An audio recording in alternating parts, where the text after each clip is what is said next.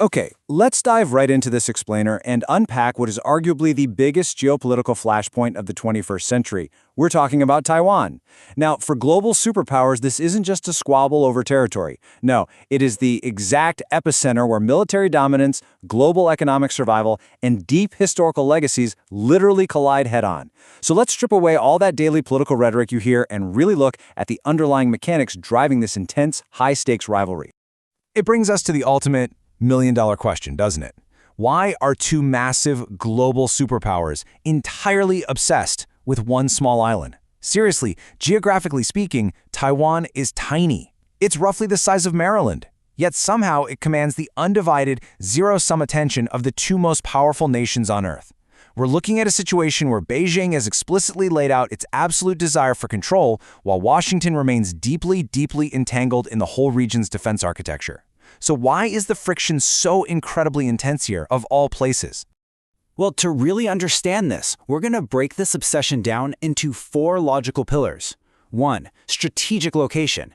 2. Its role as an economic powerhouse. 3. Historical loyalties. And 4. The delicate status quo keeping it all together.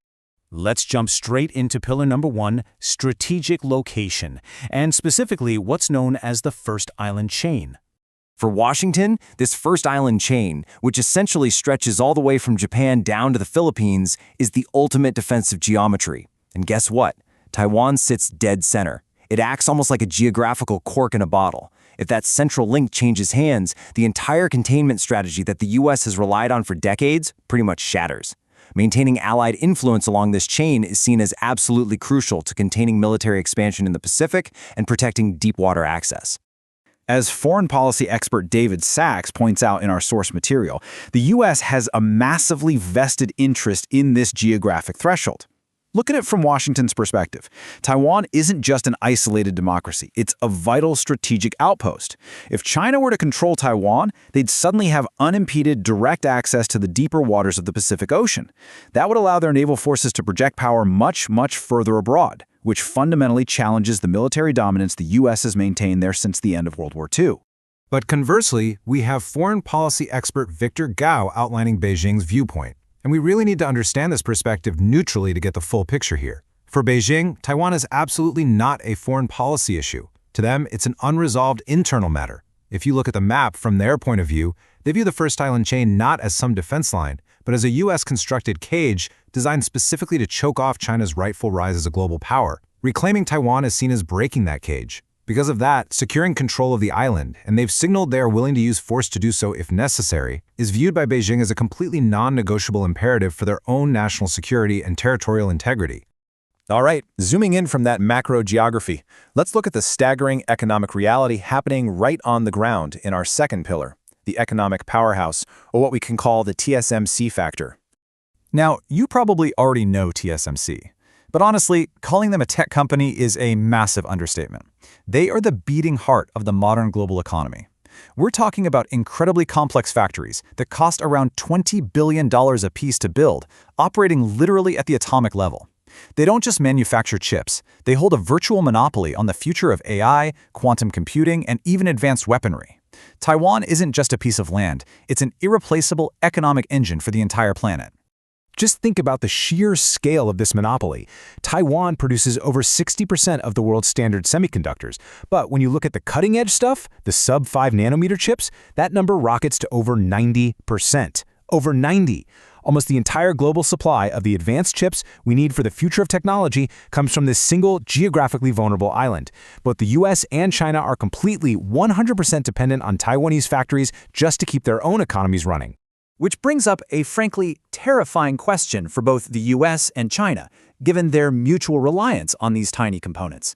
What actually happens if there's a blockade, a natural disaster, or an outright conflict and production just stops?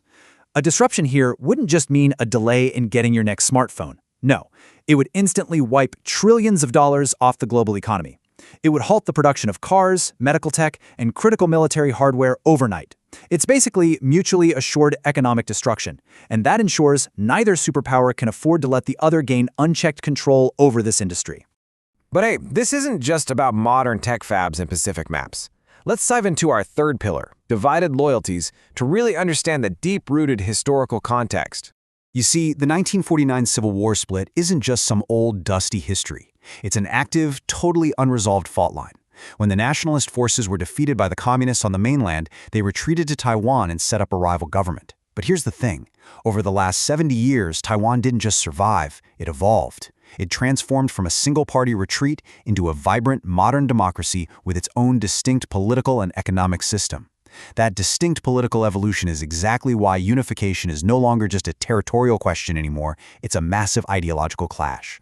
And amidst all this grand strategy of superpowers, we absolutely cannot forget the 23 million people actually living inside this pressure cooker. Polling shows a really fascinating reality on the ground. A distinct Taiwanese identity has definitely solidified, yet the overwhelming majority of people simply prioritize stability. They hold complex views on Beijing's claims and U.S. involvement for sure, but their main, overarching desire is simply to maintain their democratic way of life and avoid becoming collateral damage in a third world war.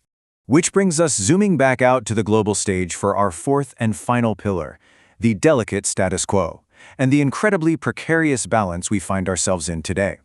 What we have here are essentially two immovable objects locked in a profound rivalry. On one side, Beijing views any foreign interference as an absolute non-negotiable red line, maintaining its unwavering goal of total control and unification. Meanwhile, Washington is playing this crazy high-wire act of strategic ambiguity. Basically, they're arming Taiwan to the teeth to deter an invasion without ever formally calling it an independent nation. It's a massive geopolitical staring contest designed to prevent either side from making a sudden, aggressive move. So, the current reality is tense. Very tense. Washington is rapidly expanding alliances with places like Japan and the Philippines to reinforce that first island chain we talked about. At the same time, Beijing is aggressively modernizing its military, increasing naval patrols, and executing massive encirclement exercises. Essentially, everyone is sprinting to prepare for the absolute worst-case scenario while desperately trying to manage the board so that scenario never actually happens. It is a status quo built entirely on tension. Geography traps the players. The global economy hinges entirely on a single island's microchips, and history provides the spark. The board is set, and a single miscalculation could literally change the world overnight. So, as we wrap up this explainer, look at all the forces at play here and ask yourself, in an era of rapidly shifting global power, how long can the world's most precarious status quo truly hold?